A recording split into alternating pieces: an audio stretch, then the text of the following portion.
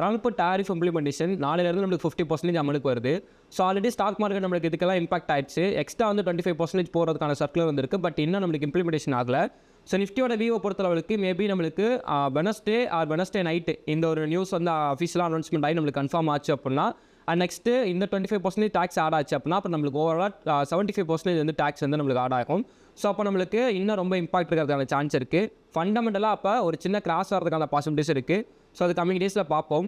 நிஃப்டியோட டெக்னிக்கல் வியூவை பொறுத்தளவுக்கு நிஃப்டி வந்து 24,700க்கு எபோவ் ஓப்பன் ஆச்சு அப்படின்னா 24,900 வரைக்கும் ஒரு அப் ட்ரெண்ட் போச்சு அப்படின்னா 850, 900 அந்த லெவல் வரையும் ஒரு அப் ட்ரெண்ட் போச்சு அப்படின்னா அங்கேருந்து ஒரு ஸ்ட்ராங்கான செல் எதிர்பார்க்குறோம். ஆல்ரெடி லாங் டேர்ம் கன்ஃபர்மேஷனை பொறுத்தளவுக்கு நம்மளுக்கு கிளியராக வந்து 24,150 வந்து நிஃப்டி வந்து ரீச் பண்ணும். அதுக்கான கன்ஃபர்மேஷன் கிளியராக கிடச்சிருக்கு.